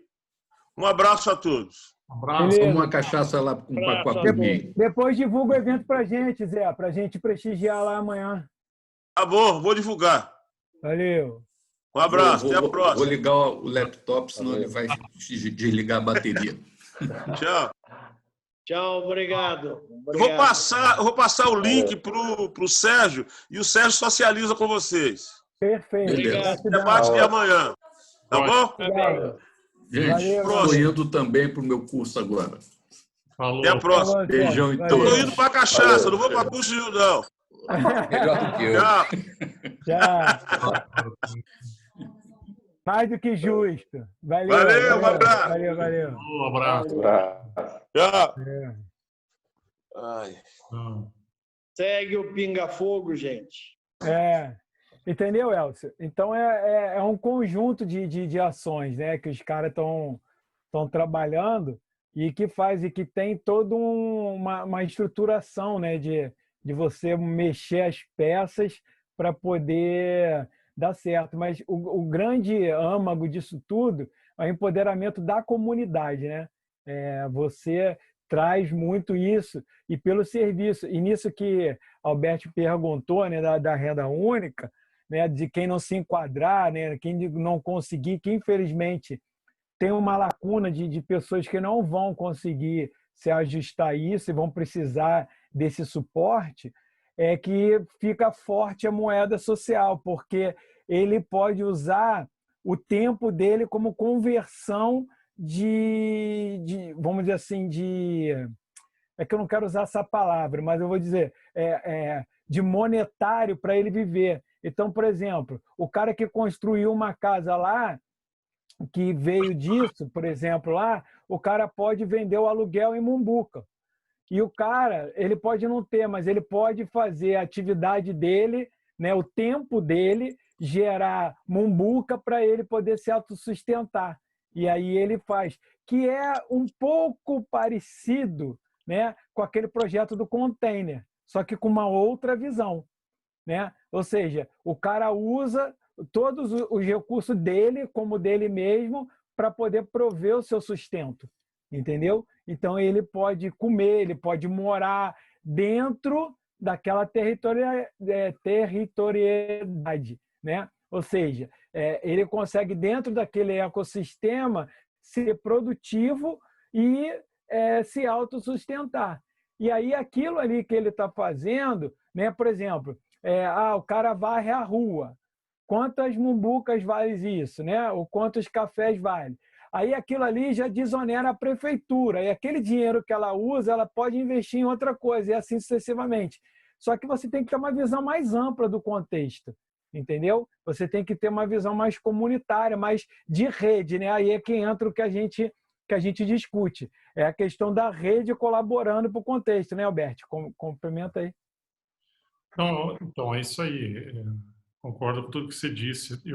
É sensacional. Eu acho que realmente nós vamos precisar desse tipo de apoio, né? De aumentar o valor desses para... Você cria uma nova economia, uma multimoeda, onde você tem troca de tempo por recursos. Você pode viver dessa nova moeda sem se preocupar muito com o real, mas Eu vejo que para a gente poderia aproveitar, né, essas novas tecnologias para tornar o processo mais transparente, aproveitar para tornar ele mais aproveitar a chance de que temos aí tecnologias para isso, para criar todo esse ecossistema de pagamentos, tudo isso, digamos, amarrado numa tecnologia imutável, né, e transparente. Então, você pode ter várias vantagens de fazer isso. Por exemplo, poderia evitar fraudes, poderia gerar inteligência do que está acontecendo na cidade, né, de onde os recursos estão sendo usados. Tudo isso transparente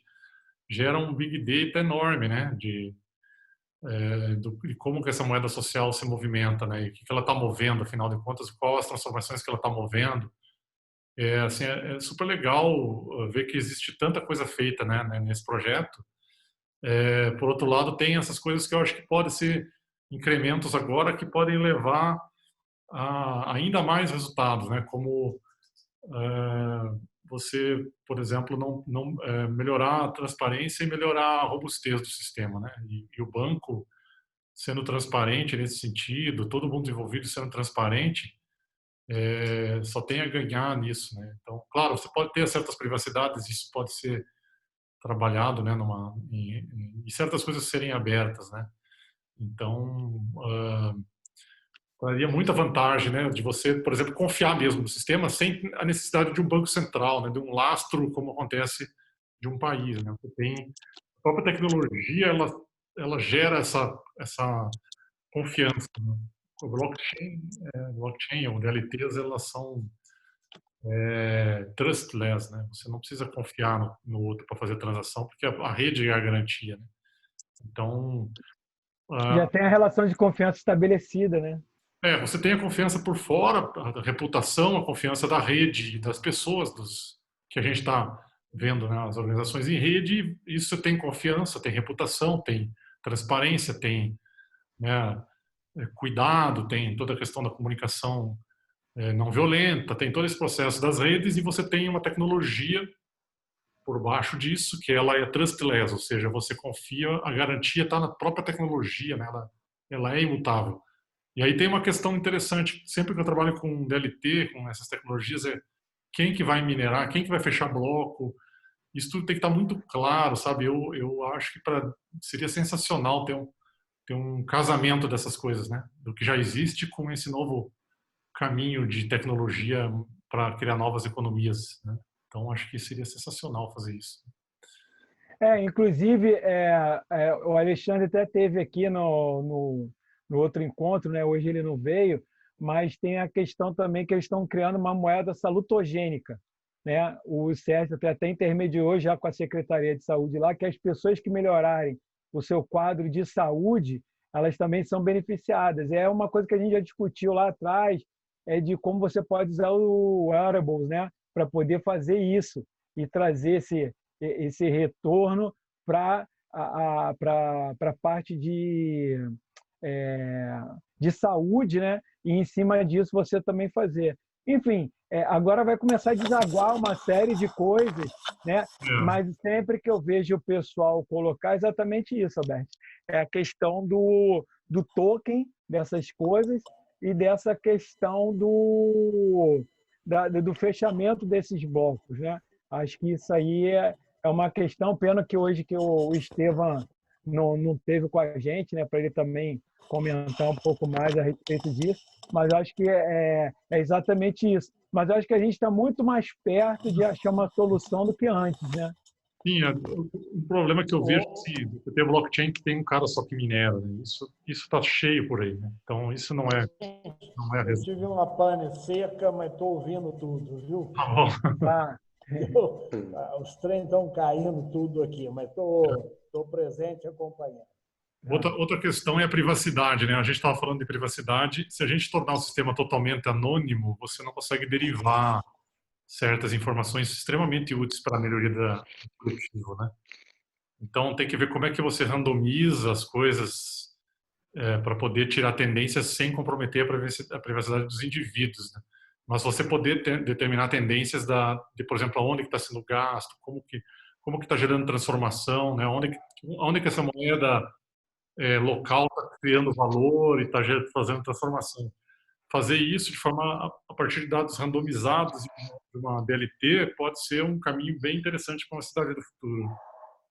Pô, assim Pode falar. Pode falar, Não, Jorge. é um pouco o que a Valéria falou, não, é só isso, né? Só para complementar mesmo. É uma coisa que eu acho que, eu não sei se já foi falado aí, mas sobre moedas digitais e tudo mais, a autorização do Banco Central em relação a isso, né? Porque implantar, dá um trabalho todo lá, né? Mas assim, e como que o Banco Central vai enxergar isso no país? Porque às vezes você tem um trabalho gigantesco, né? Uma coisa, por de exemplo, repente, você tem uma pessoa, por exemplo, que ela consegue guardar, fazer uma poupança na moeda, né, local. Como que ele vai botar isso na declaração de renda, entendeu? Ele não bota, né? Hoje ele não bota, né? Hoje não vai. Vai aparecer reais, de repente ele para de ser beneficiário, ele passa a ser um empresário, ele passa a ter uma conta, ele converte para real, aparece do nada uma poupança que ele fez durante uma década. Entende? Então tem uma série de questões aí que o Banco Central, acho que ainda o modelo regulatório, os modelos financeiros atuais não estão prontos para essas novas tecnologias.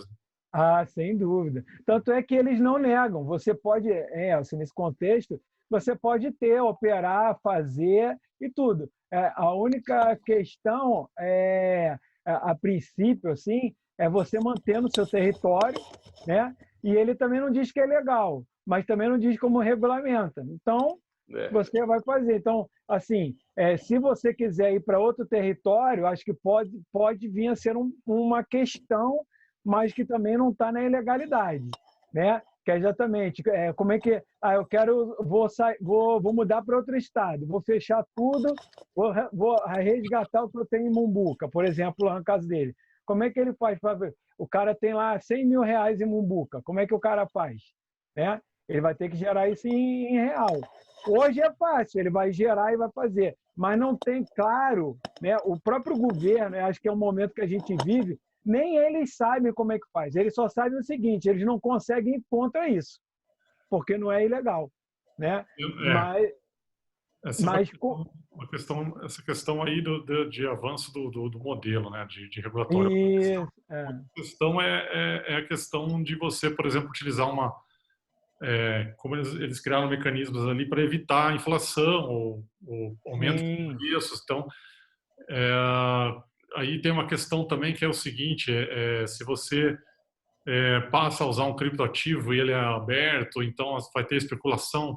Então, vamos dizer, o cara trabalhou a semana inteira limpando o jardim para conseguir lá um saldo que ele vai trocar por alimento num desses mercados. De repente, aquela moeda caiu por causa que entrou uma baleia especulando e derrubou, vendeu. Como acontece no Bitcoin, Ethereum. Você faz uma poupança, daqui a pouco o Ethereum sumiu por várias questões que você não pode acompanhar, né? A volatilidade, né? Essa é uma questão que falamos de inflação, mas não falamos de volatilidade. A questão da volatilidade. Então, eu entendo que lá na prefeitura eles controlam isso através do banco.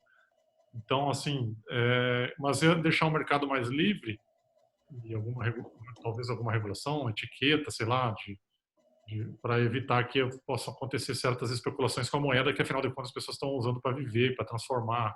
Guardar para o futuro do filho, por exemplo, daqui a pouco não vale mais nada, porque... Então, assim, tem uma série de cuidados que tem que ter. Eu acho que essa que é outra questão interessante aí. Gente, aproveitando a prata da casa, estão me ouvindo? Eu acho que a internet aqui em casa caiu, o celular, que é a minha fonte melhor de imagem e som, sumiu. Mas aproveitando, qual seria o próximo papo? O próximo, dia 7, dia que é? Quarta-feira. Então, segunda tem governança interna. Quarta-feira... Eu não tenho cartão. Você trocou alguém com alguém? Não, a última agenda que eu sabia era de hoje. A de hoje? Então, estamos com a agenda livre, Alberto. Dia 8 de julho, né? É 8 de julho. Tá com a agenda livre? Isso, ver se a gente chama alguém, Parece né? que sim. Eu não sei, o Ivan acha que seria interessante a gente continuar com governança, pelo que nós trocamos umas mensagens hoje. Por outro lado, a gente tinha que fechar aquela questão de como a gente vai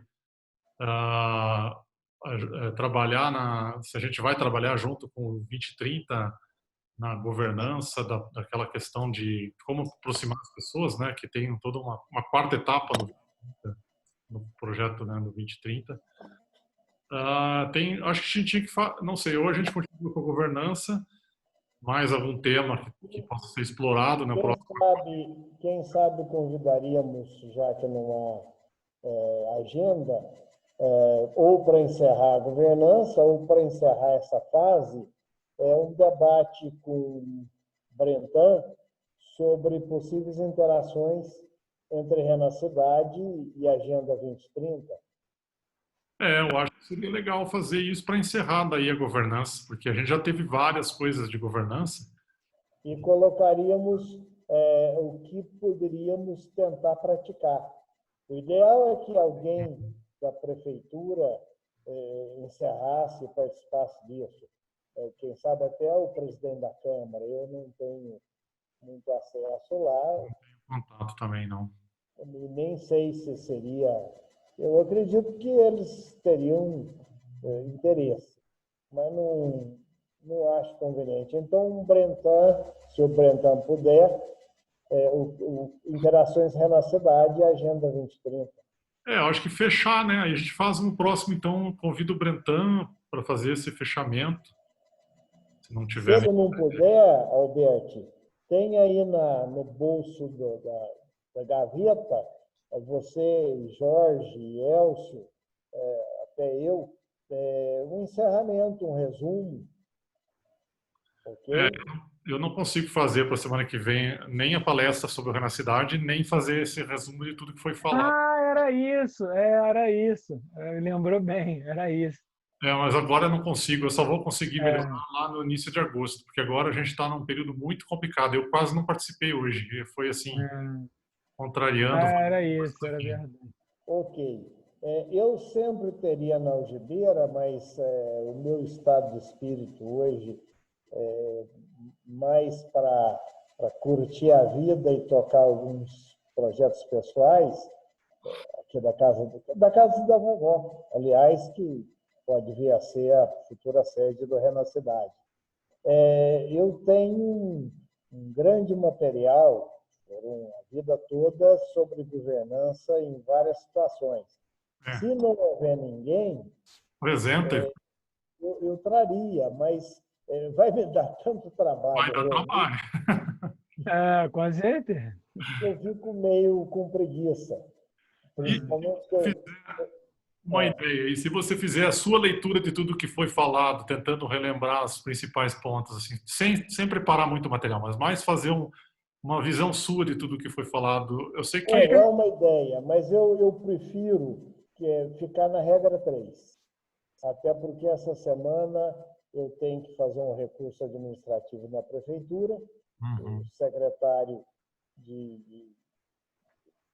secretário da Fazenda me fez uma resposta a um recurso, meio sem pé nem cabeça. Aliás, ele fugiu de responder, o que é bastante natural. Eu faria a mesma coisa no lugar dele, porque eu coloquei algumas questões, por exemplo, os casarões da praça. O que nós vamos fazer com os casarões que estão sendo derrubados e se não poderiam servir à municipalidade? E algumas outras coisas. E ele fugiu pela tangente, aliás, de maneira muito competente, e eu tenho que fazer o recurso em nome da Casa da Vovó. Nossa futura sede. Eu acho que a gente pode fazer um mesh, acho que a gente pode fazer um painel falando da visão, e aí todos nós já sabemos, aí não gera trabalho para ninguém, e a gente faz um painel aberto e discutindo tudo que a gente viu, levantando os pontos. Sim, então, painel, a gente faz um painel, isso, com o Sérgio, né, que está bem ativo aí nesse contexto também, né? Ou senão a gente faz para não deixar preso a um certo número de pessoas, a gente poderia fazer um painel onde cada um fala um pouco sobre o que gostou mais de tudo isso que foi feito. Sim, minha ideia é mais ou menos nesse mais sentido aí. essencial. A gente segura o core, né, para caso não tenha, mas que cada um fala 5 minutos da visão que teve e depois de todo mundo falar a gente debate alguma coisa assim bem orgânica mesmo, né, como o pessoal gosta de dizer. Se o Brentan puder, teríamos a palavra do Brentan. Mas vamos resolver isso até sexta. No sábado e domingo já fazemos o convite do painel. Sábado eu e o Sérgio estamos enrolados, mas aí domingo a gente faz. Vamos ficar com esse deadline aí, então. O convite, se for divulgado até na terça-feira, é só para a gente marcar a história.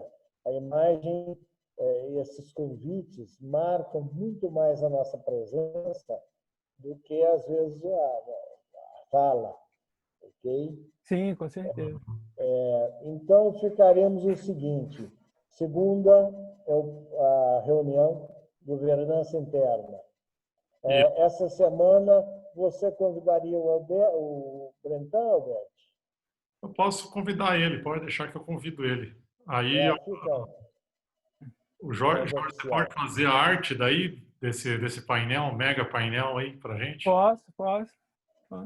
A arte do painel seria alternativa, ou o Brentan, ou o painel final. De qualquer maneira, pode fazer a arte, porque se não for para essa quarta, a próxima, vai ser para outra. Ok? Isso muda. A gente faz o painel aí e se o Betão for, a gente fala. Fechado. Ok. Beleza. Gente, está me coçando a garganta, a língua. Nós, hoje, era para termos 1.000 pessoas assistindo. Né? E ter uma repercussão bárbara. Como é que nós podemos resolver essa engronga? Divulgar. Para divulgar? Live, fazer um live, transmitir isso. Pelo Face. Então, mas aí a gente, nesse sentido, Ivan, a gente tem que se organizar melhor, até por causa da questão do outro, né? Senão a emenda pode sair pior do que o soneto, né? Eu acho que a gente está evoluindo solidamente, né? Se você prestar atenção, como você mesmo colocou, cada vez está tendo mais audiência, o pessoal está chegando mais. Então, eu acho que é um processo natural, né? E acho que a gente...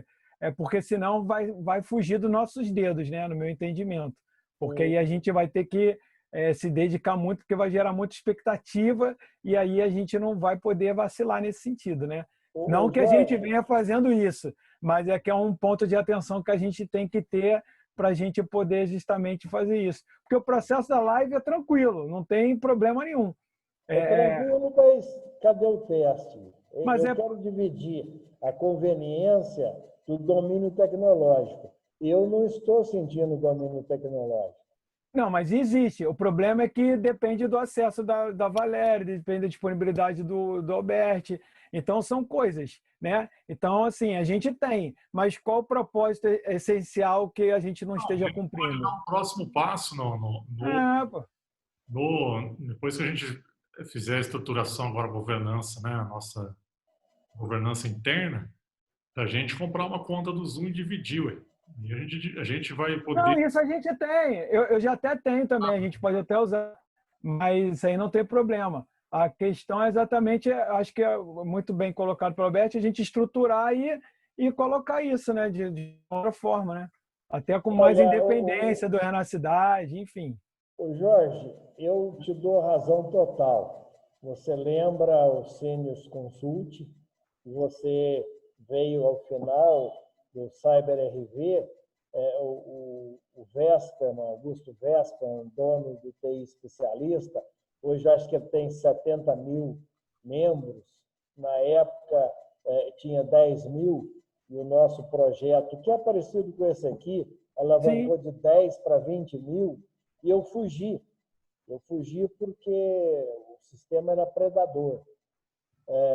Hoje ele continua tão ou mais predador, mas eu não fujo mais. Eu acho que nós precisamos ter coragem de encarar isso.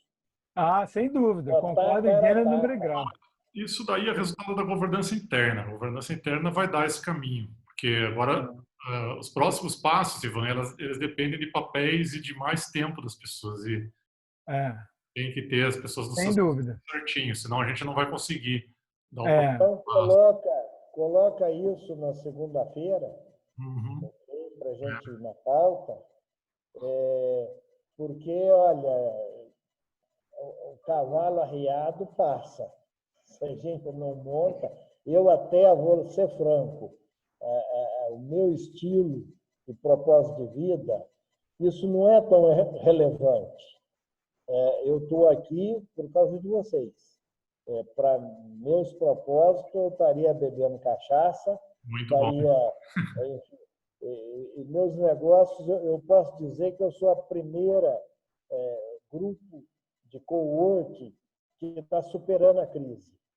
Todos, nós perdemos tudo, 50 ocupações, todos os micronegócios aqui, desde o temporal.